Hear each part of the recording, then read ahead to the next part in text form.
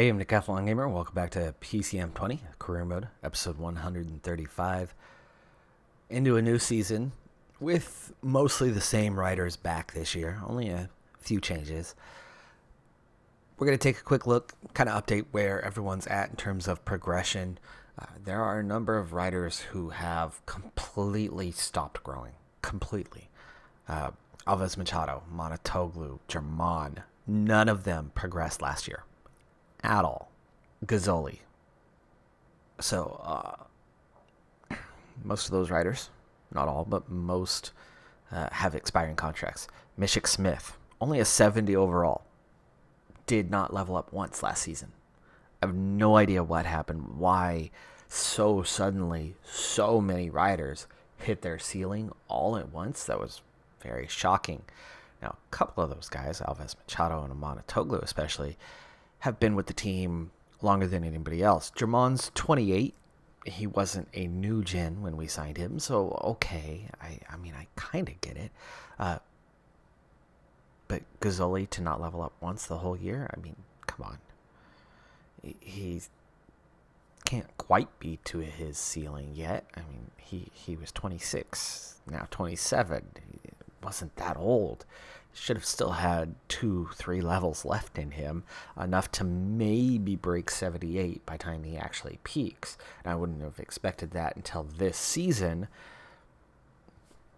But to still be that 76 a whole year on, Wykankis, though, did break into that 78 realm. Rodriguez still has to have some amount of growth left at just 24 and only a 2-year pro. There's no way he's already maxed out. So that's where we're at. But let's break down the squad and see how they compare head to head. Who are we going to be relying on? Our group of climbers, you can see our 70 pluses is half the team. If you count Jorgensen as kind of a poor man's climber, then we're looking at a good chunk, and mostly just the sprinters. Just the sprinters that are not a couple classics riders. But that's always been one thing that I've focused pretty heavily on, is finding a group of riders who can climb, who can offer support to your Pavel Rodriguez with now an 82 mountain. And if he levels up and hits an 83 mountain, oh boy, is he going to be tough to beat this season, especially if he adds an 80 plus in the time trial. All right, in the hills, our punchy guys, Vermark, of course, with a 71 mountain. I mean, that's definitely better than where he used to be.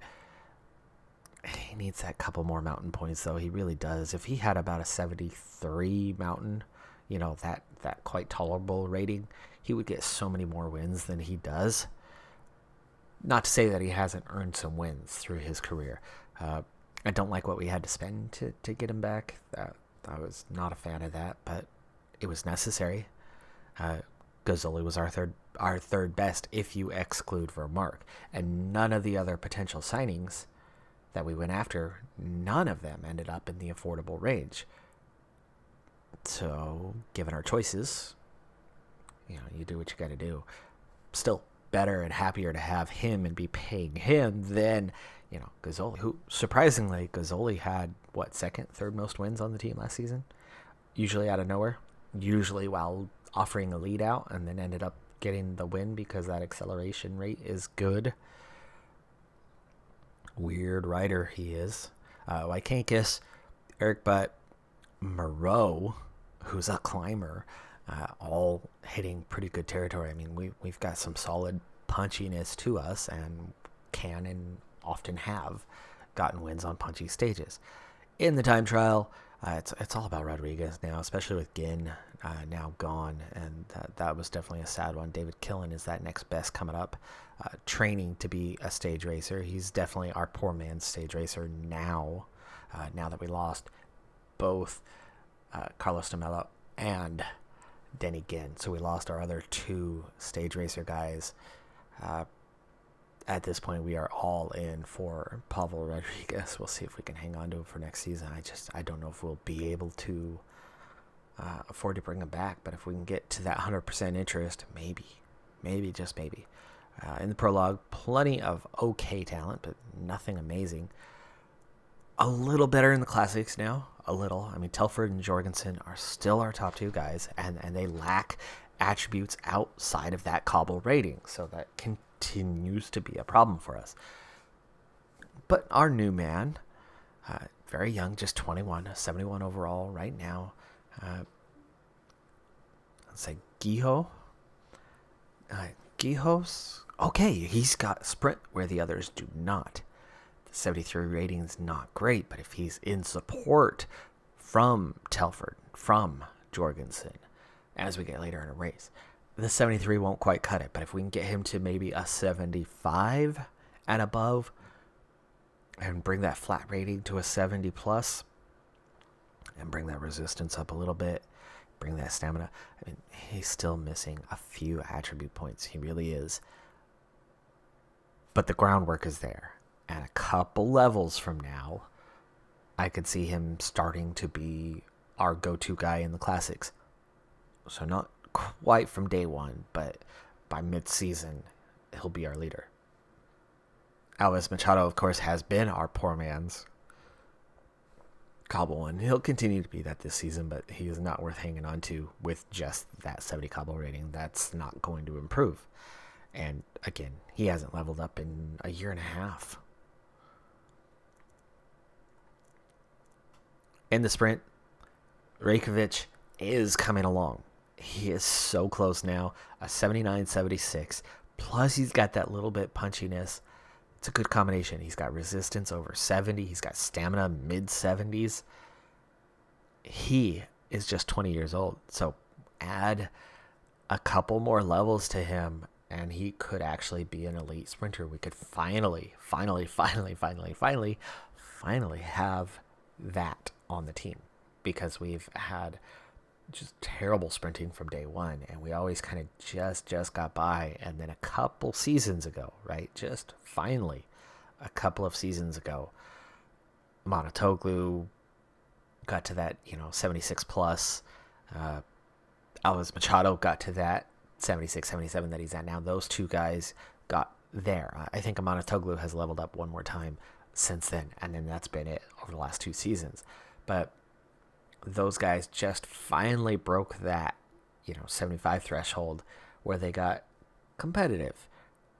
They're not beating the top sprinters. They're not beating the guys in the 80s, but they could definitely beat the 78, 79 sprinters, because tactically we can beat them. We can outsmart them. But you can't overcome the ridiculously fast when you're only quick. Rajkovic is not ridiculously fast, but he is definitely not just quick. He has now eclipsed those guys. He's taking over as our lead man, and he's got levels to come. So, big step in the right direction. He'll have good lead-out riders. There's 3-4 really good lead-out riders. Wykinkis has tremendous acceleration, just not great top speed. So he can give you a very, very strong lead-out, but kind of dangerous with that 82 acceleration and just a 73 sprint, because that initial acceleration is going to massively hurt the rider behind to try to keep up with it. So, not exactly how you want it to be. German is another one who never developed properly. 78 on the acceleration is good. We've got plenty of guys with acceleration but lacking top end speed, which is a bad combination. It's why so often we get that sprint train, and even if you're timing it to the 10th and it feels correct, often it doesn't work out. Now we have gotten wins. Okay, we are getting wins, but not at the consistency I would like. I mean, if we're thinking about PCM19 career mode, where we had Jasper Philipsen. Philipsen was, I think, like a 78, 79. Now, we weren't playing on the hardest difficulty. We were playing on the second hardest difficulty level that year, but we won 80%. 80% of the sprints. I mean, it was win after win after win after win. A lot of it was on him, but a lot of it was just a good lead out. We had an Alves Machado type lead out rider. I don't remember who it was, but that mid 70s, that little bit below where Phillipson was. And so it was a good lead out, and their acceleration did not exceed his top speed. So he was able to stay on their wheel, not lose a ton of energy. And so then when it came for that final burst of speed, we were almost always out front because I would do my strategy, my tactic, get that proper lead out, be right at the front of the line, have that advantage. And then all you have to do is hold them off. All you have to do is match their speed. You don't have to be faster. You don't have to overtake. Pole position. Pole position really matters. Well, we haven't had that. And then what we do have is we have a lot of really good acceleration, but not a lot of great top speed. So one guy goes, boom, and then the rider behind has to match that. And so we're wasting so much energy down the line because everybody's really, really quick when they first put pedal down, but then ultimately not that fast. But each one's damaging the one behind more than I would like. If we were the opposite way, if we had a bunch of sprint but not acceleration, oh my goodness, I could win a lot of races with that comparatively to what we're getting, the occasional. In the downhill, we do have one rider, brand new man, Denis Talipov, new stage racer. He's not ready yet. But looking at this guy, 73 mountain, 71 hill, 70 time trial. The prologue's terrible, but Grand Tour races anyway don't usually involve the prologue. Terrible sprint, but he's got a good acceleration. Amazing downhill, and I can put that to use. The stamina, the resistance, the recovery are already enough, and just 20 years old. Now, there was, of course, the Spanish climber that I would have loved to sign, but we have 0 dossier points, 0 contract points remaining. So even though we might have been able to afford him because we did have a little bit of cash left at the end, we did save a little bit of money to put towards Rodriguez this season, or Wykankis if we can't get Rodriguez. We've got to get at least one of those two guys re-signed. And we're going to need some type of replacement. Gazzoli obviously is not going to do it, but Rajkovic or Moreau, if they naturally level up, we might be okay if we're only able to re-sign one of the two. But anyway, Talipov should level up very quickly. And given a couple, 2-3 levels, he's suddenly going to be one of our better guys. I mean, we can see him bursting past where Ginn was. Maybe not the time trial rating, but bursting past the overall that you could get from Ginn as our poor man's stage racer in a very short period of time, right? We pointed out that, Moreau is kind of that guy right now, or David Killen is that guy right now, but Talipov could be that guy before the end of the year, and definitely by next season will be pretty strong because he's a new gen and only 20 years old. So he's got to be only a couple of levels in and already is 73. So he'll level up quickly, he'll level up often, and he could be scary good. And he's a 5'8" potential guy. For your non-traditional classics, the non-cobbled ones, Wykankis is absolutely a favorite for that type of race, as is for Mark.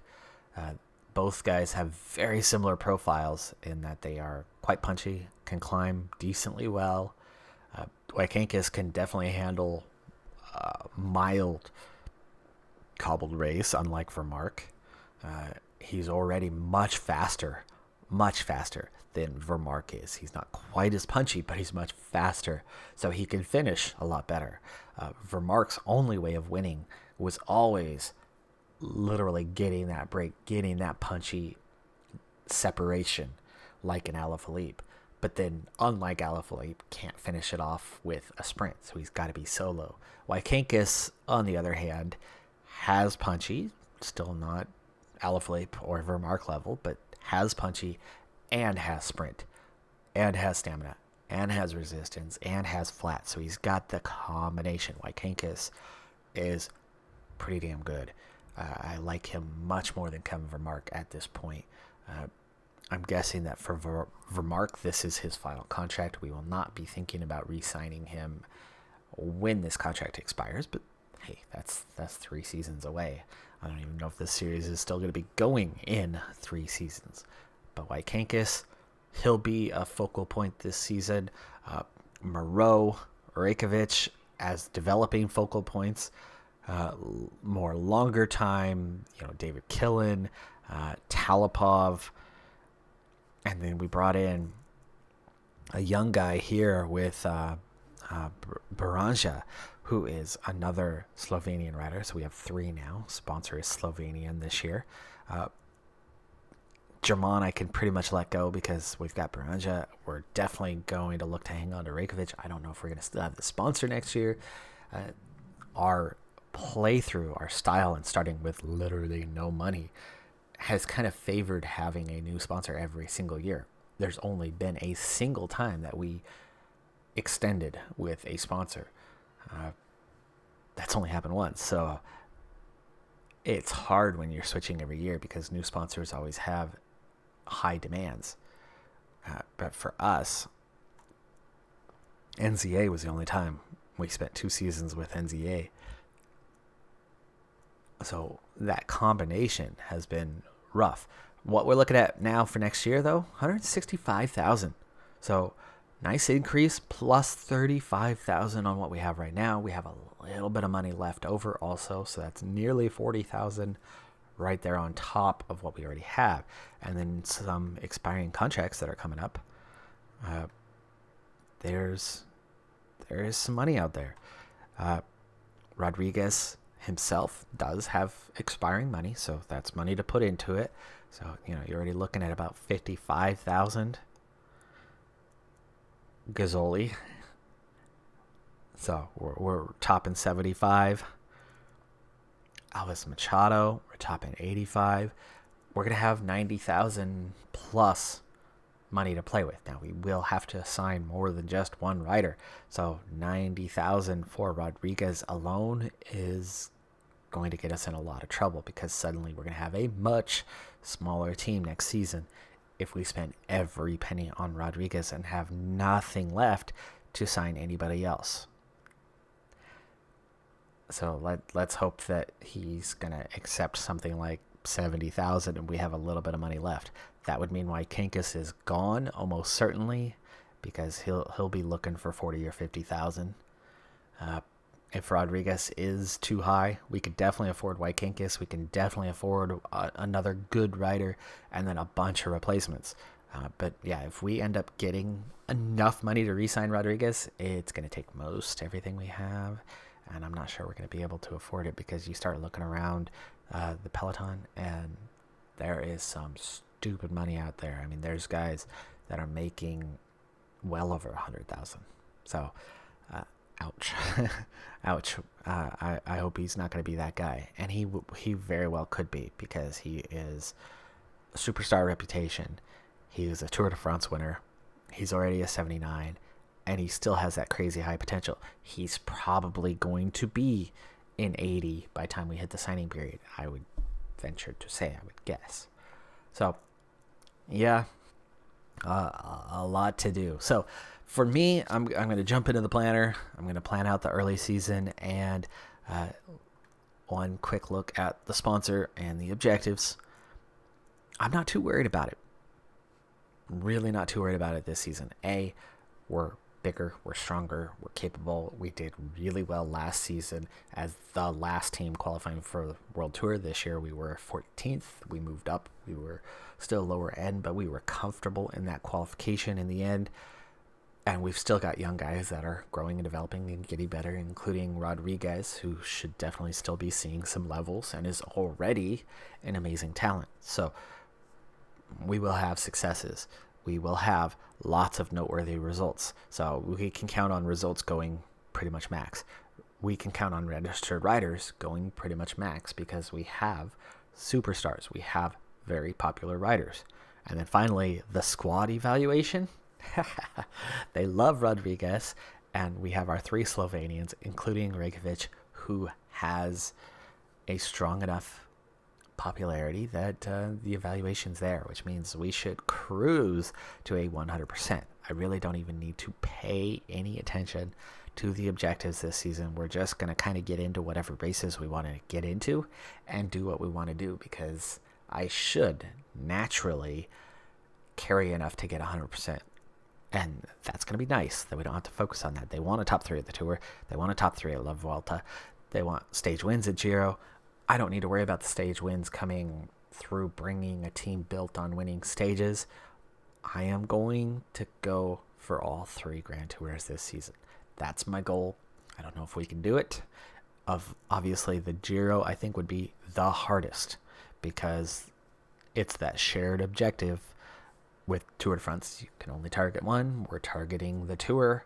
We're targeting La Vuelta, but we're not targeting the Giro. So that's going to hurt. We're not going to come in with that bonus. That hurt us last season. And the 2 best riders we went up against happened to be at the Giro and targeting the Giro. So we'll see. We got 4th a year ago. I would imagine we can at least get podium this year. But can we win? Can we win any of the 3? Can we win all 3? Time will tell. Part of that's who we're going up against. Part of that is Rodriguez actually healthy for all 3 races. Does he get hurt at some point and miss time? We don't know. So no guarantees, but there's a lot to come in this season. All right, I'm going to jump into the planner, get things set. We're going to begin with the Tour Down Under, I would imagine. We still have Killen and Johnson. Berwick's gone now, but we still have 2 guys. We could maybe go for the Australian. It's a little punchy one. Killen's getting pretty good as a climber, but not great. I think we might start with Tour Down Under, and just 2 stages in particular. I couldn't resist an opportunity to go after the Australian National Champions jersey. Unfortunately, the breakaway of 12 was quickly pulling out a 12-minute lead, and with only 2 riders, last year we at least had 3, Berwick now with Mitchelton Scott giving them more firepower. Nobody was interested in pulling these guys back. So instead of trying to then pull them back myself, I figured it made a whole lot more sense to just try to bridge the gap with one of my guys. Now, initially trying to pull away, the field was not too into that idea, and so David Killen had trouble getting off the front. But once he did manage to do that, he's now opened up a near 2-minute gap. He's cut it down to 3.5 minutes to the front group, so he's got a chance, a slim one, but he's got a chance of bridging that gap here and getting with the group. And if that gap does remain as large as it may seem that it could, then he'll be set and he'll be in the top 13 at the end. He's covered half the distance now. Energy is a little light, but we'll see. We'll see how he does. Just over that little hill section, he gained a lot of time, down to 1 minute. And yes, I think he might just make it, but he is so low on energy right now. But he's got this downhill section coming. 27 seconds is all. Come on, Killen. Come on. 25, 20, and he is in. Okay, we're going to sit on for now and recover. So he made it. Meanwhile, he forced the Peloton. I don't know why they cared when they didn't care about the other 12, but him adding to the list, him making 13, and he is not the strongest rider in this group. I can tell you that already. There are some good ones. Howson is here. Scottson is here. Sunderland is here. Even Otten is okay. So, you know, there is some talented climbers of a similar nature to David Killen in this group. Okay, he's not done recovering, but he's still recovering. Now that gap went from 5.5 minutes down to 3. Suddenly 13 became an evil number and 12 was a happy number. The baker's dozen is not okay, apparently, to the Peloton. I guarantee you it's not David Killen that they are worried about. No reason for him to be the great divide in that matter. But maybe they sense what he senses, and they wouldn't have sensed that if I had not gone into the break, but whatever. It's the nature of the beast. All right, recovery is complete, 67K. Let's go ahead and get in the mix here. There's quite a few guys that are not. Scottson, for example, is one who worries me that he's not participating. We have another rider trying to get off the front, trying to bridge the gap. They've already got a minute and a half clear. Who is it that is in that gap? Oof, Jay Hindley. That's a dangerous rider to have going away. He's already 3.5 minutes clear, and the gap has opened up again. Look at the gap. It's out to 6.5 minutes. It's out to 6.5 minutes. We've got a top 14 now.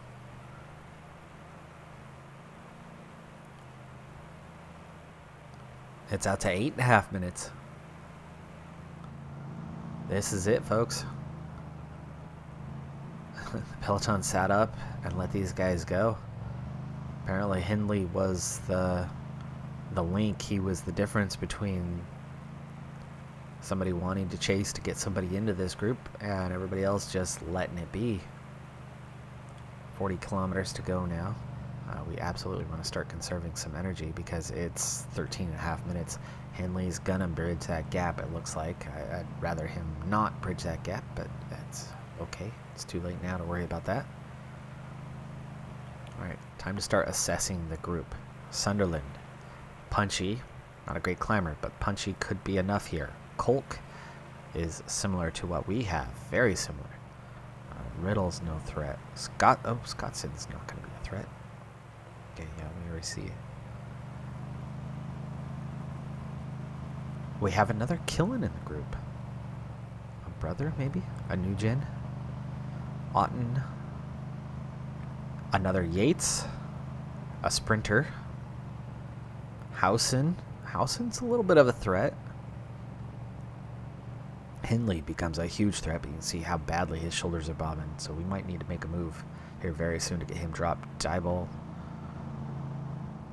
Okay, only a couple of threats in the group. But they're going to threaten big time if we wait until the last climb to go. Hindley is in particular. So as we go to climb here in just a moment, we need to split this group off.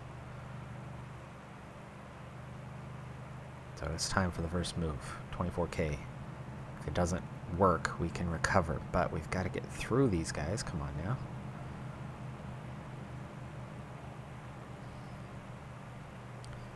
Time for the Great Divide. Can we split this off to just a few riders? I mean, look how close we are to lapping everyone. The pack is not fighting for it. It's clear as day. 10-second gap. It's not a big one, but let's hope that I will be caught. I'm not going clear here. Right now, we only left one rider behind. But if I'm lucky, it's Hindley. Hindley is the biggest threat, so if we can leave Hindley behind and not give him a chance to recover, this is going to be huge.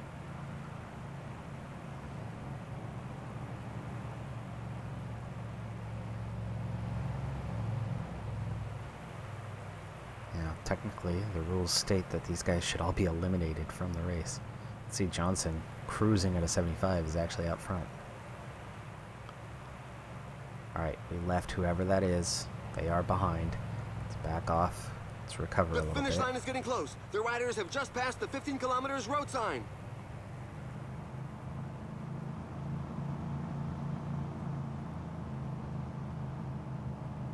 Time for me to recover. Others are keeping the pace up, so that's good. They'll have a bit of fatigue, but meanwhile I'm going to recover here. Hindley. Is it Hindley that got left behind? It is. Yes. Okay, I read that situation. I saw those shoulders still bobbing. Saw him still struggling. And here we go again. Killen is not going to win a sprint. But Killen is a much stronger climber than most of these guys. Wow, that's one attack that's going to leave a good view in its two-man wake. break. Howson and I. We could absolutely go clear.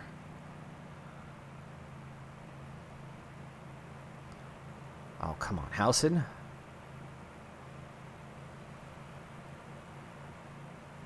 can't get separation like this. No way we're going to get any sort of separation. I mean, we're not good on the downhill. We're not good on the sprint. The current pace is a bit too docile for We're some not riders dropping who are anybody looking to off right create a now, other breakaway. than that we got rid There's of some Hindley. that just can't keep up. There are gaps And now we're beginning just to doing appear ourselves at the in. rear. Oh, that's so unfortunate. If Howson would have only 5 kept up kilometers the effort remaining. with me, now we're seeing an attack from the others. And there's an attack at the front. He could go all the way.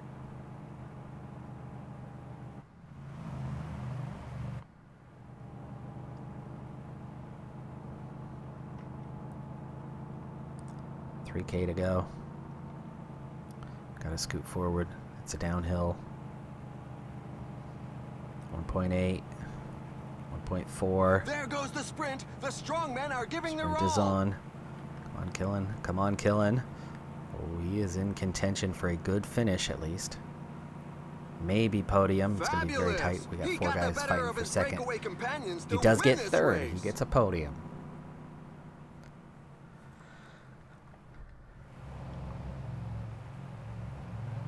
$18K to go way back here. All right, we'll call that a race. That is going to do it for this episode, though. Just the opener to the season. By the way, one last note as we wrap this thing up. The Cyanide trophy winner, as in Rider of the Year for last season, Pavel Rodriguez.